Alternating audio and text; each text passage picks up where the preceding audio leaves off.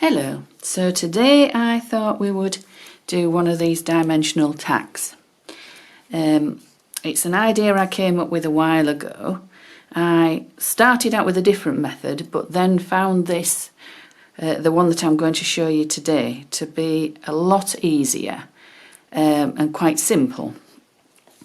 So this one is just a scrap.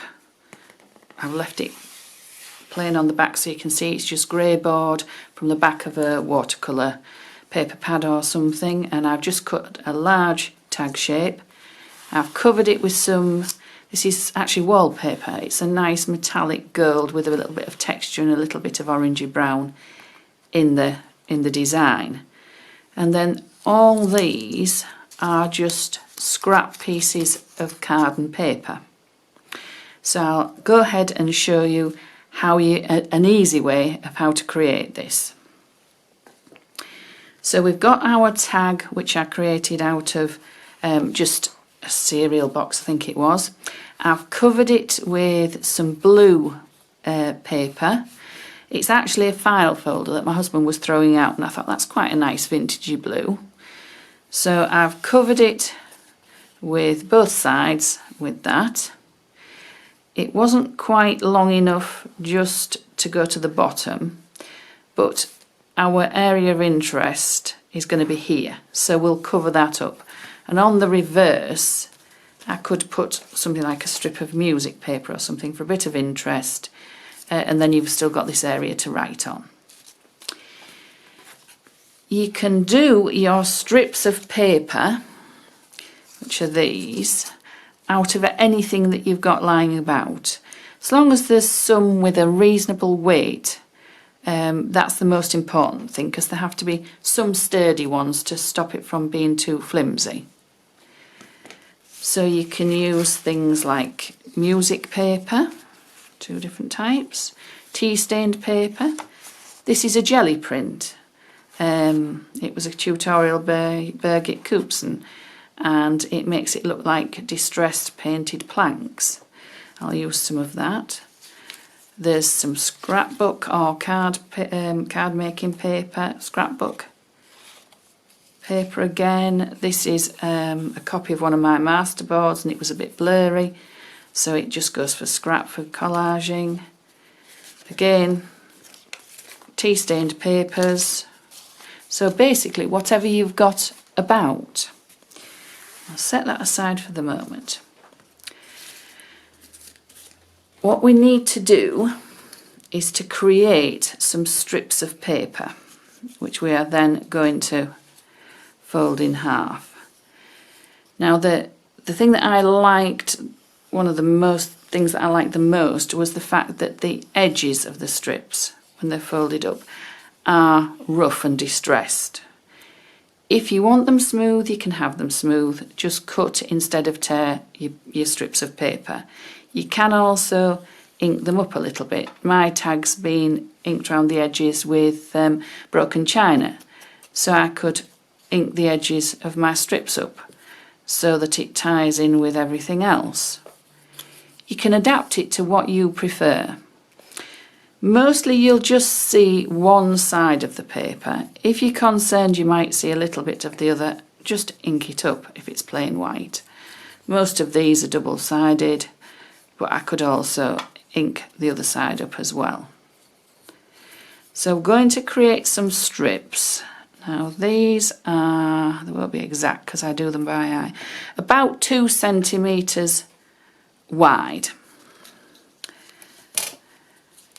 So I just do them by eye, and so I just pop my ruler on and tear against my ruler. So this is the effect that I like. I like the torn edges.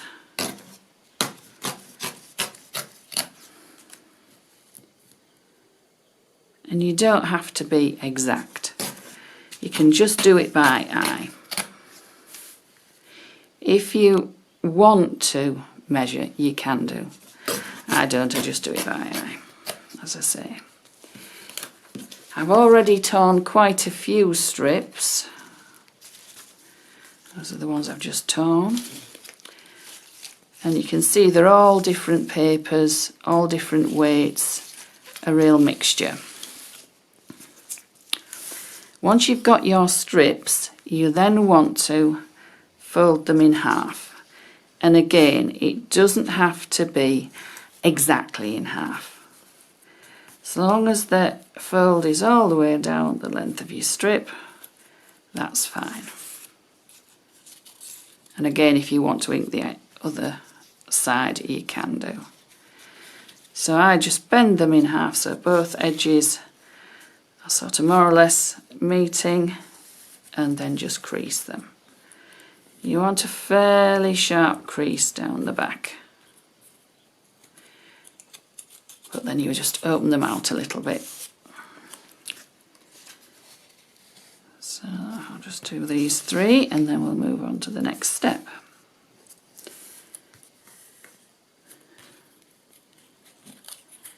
There we are. So to create our base for this area, we need a piece of corrugated cardboard.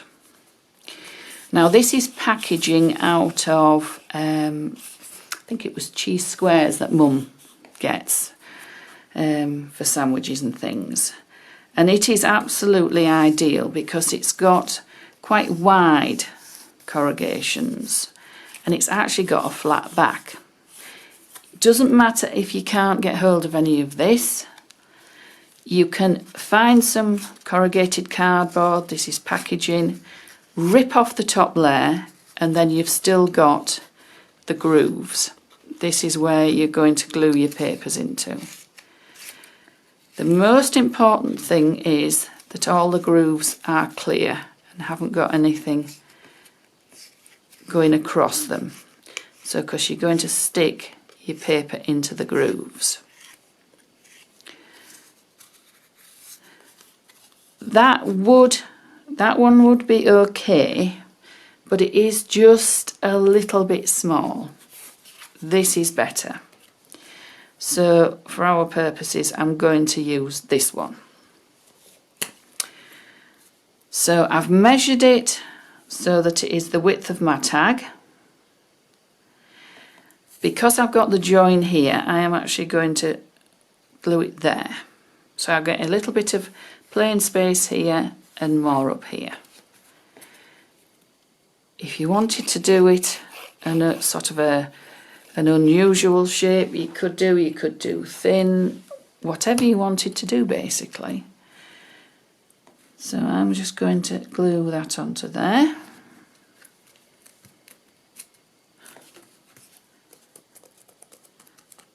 I think that's level. I'll just turn it over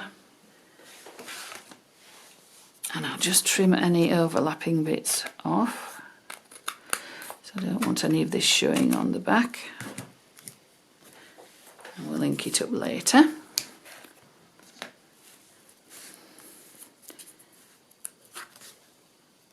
Just make sure it's stuck on the edges.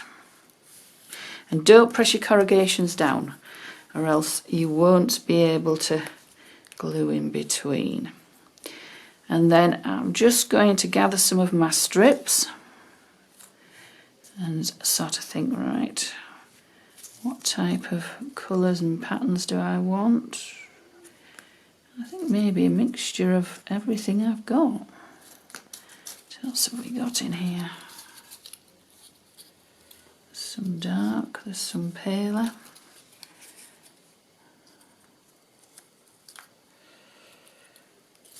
I think I like some of that in there.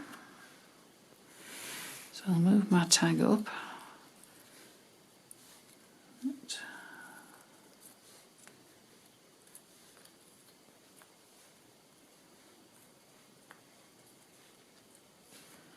Maybe another one of the pale.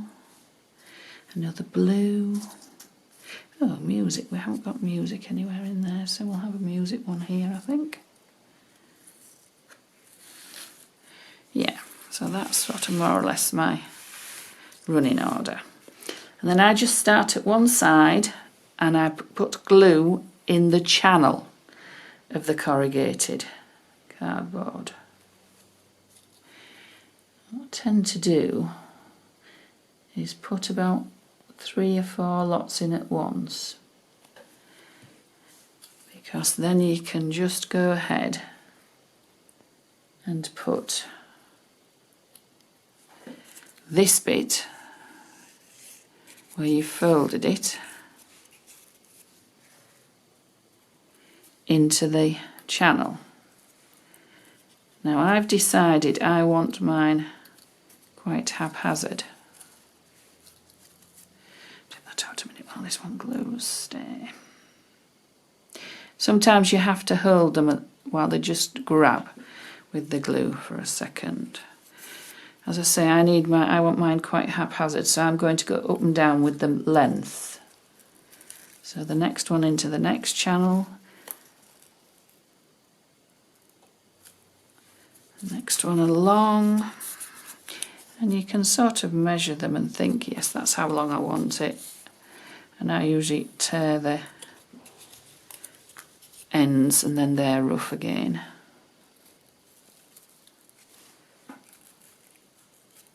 Sometimes if you've got quite strong papers, it's an idea to do alternate channels and then fill the next later on. I'll go along again.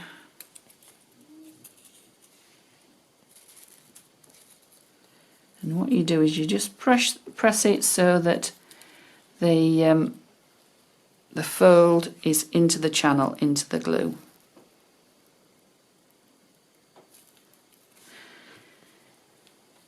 So I'll leave one, I'll do alternate now, I think this may be easier. So I've got some quite strong, forceful papers.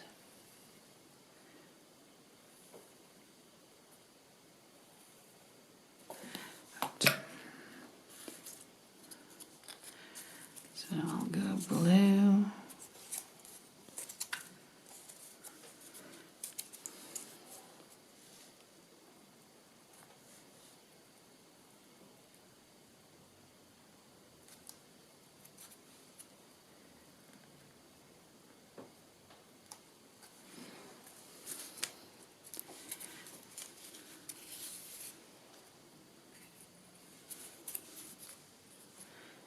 And music paper in that one.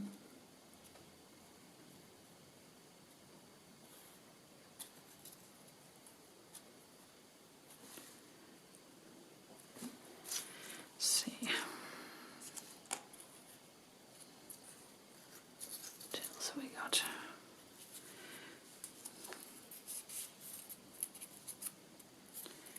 Yeah.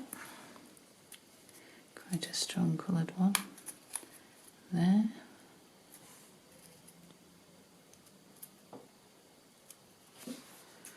And then we'll go,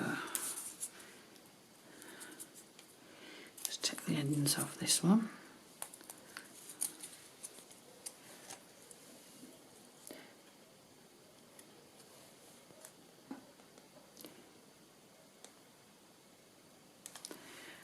Let's see.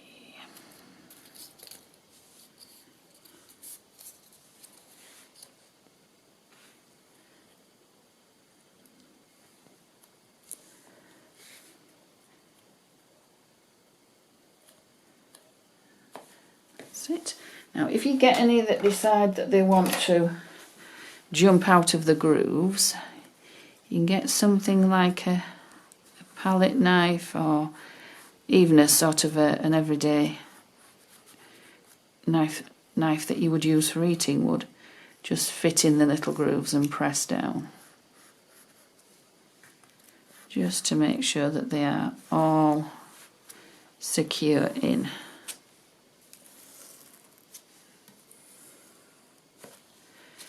So I'll go back to where I've left my spaces and just ease that open and put some more in the channel where I didn't have anything and pop our paper in. This is where a knife or something like that comes in very useful, because you can pop it in and I've just trapped that one underneath, that's it. And then you can press down, down. Where you've got flimsier papers, it is easier to move them. So I need something brown in there, I think. So I think this one. Oh no, that's not quite long enough. Something you have to be aware of, that they are long enough to cover your corrugated cardboard. There we are, that's it. That one will go in. And can you see I've varied the height? Once they've all glued, if I don't like them quite as haphazard, I can actually trim them off. Again, this is a gap, so we'll go in there again. And I think we'll go with another blue.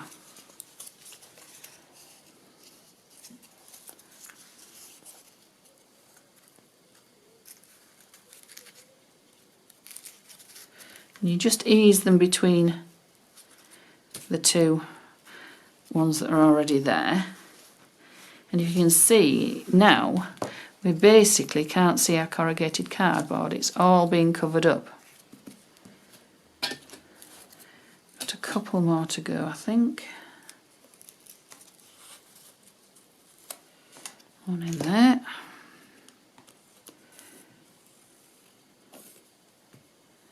I think we need maybe music paper again.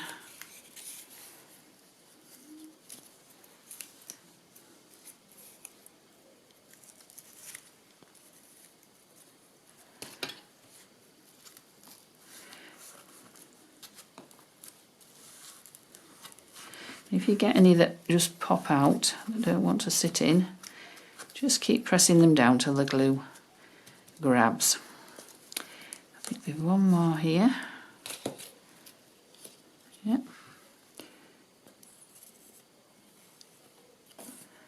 So what shall we go for? We need maybe one of these.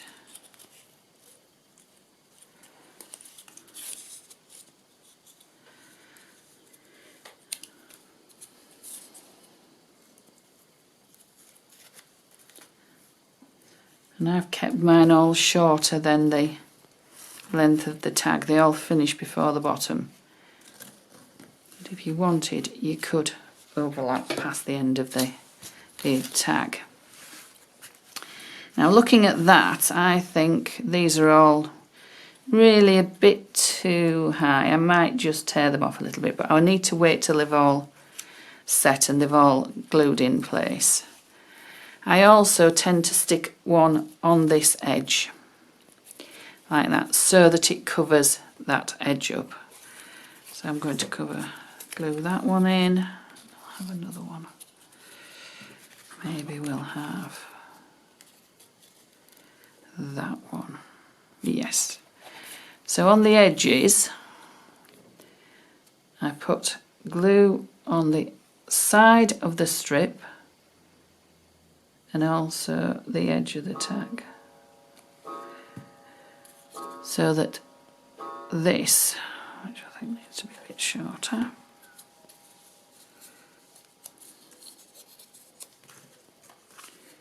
will glue to both.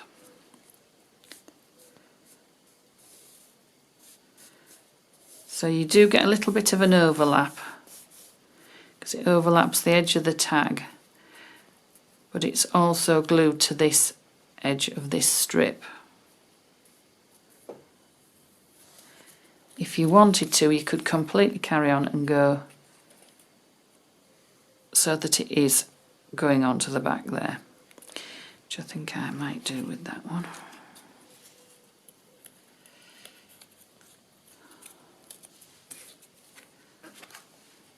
Just keep going till you think it looks right.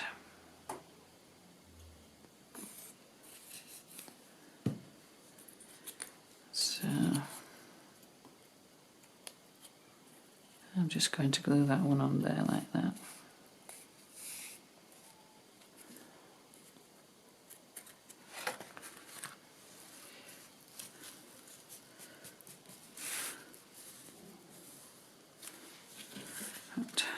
So that's one edge. So this one I think needs something on here as well. So I'm going to glue that one again to here, to this edge of this and to the edge of the tag.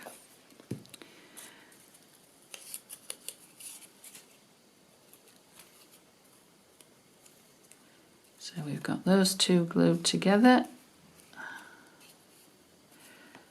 We've also got it glued to the edge of the tag.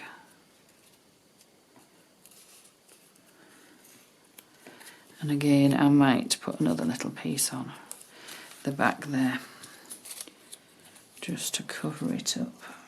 Maybe more to double-sided piece. That would do. That needs to be a bit longer.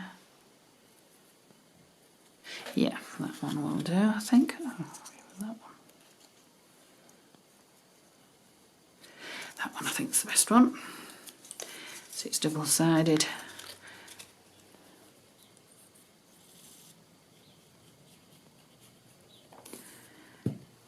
So I'm going to glue that one on there.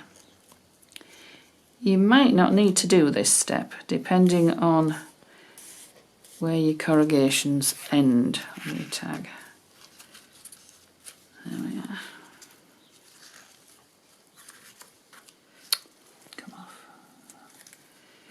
Glue on. Sometimes I pop a peg on just to hold it while it glues. Yes. So that's basically the idea. On my original one, I had a little couple of wooden stars and I just glued them onto here. But you could tie some twine round and have a little tie there. Basically whatever you want to do. It's how you want to finish them off. But that's the general idea and that's the basic technique. So I've got my finished tag. All the papers are all completely dry now and set in there. I've glued 3 little strips of paper onto the back to cover my join where my blue paper didn't quite go to the base, but it echoes the layering on the front of the tag. I've also done a little bit of stamping here, and because I've got linear elements, I decided I wanted linear elements up here because it was a bit bland up there.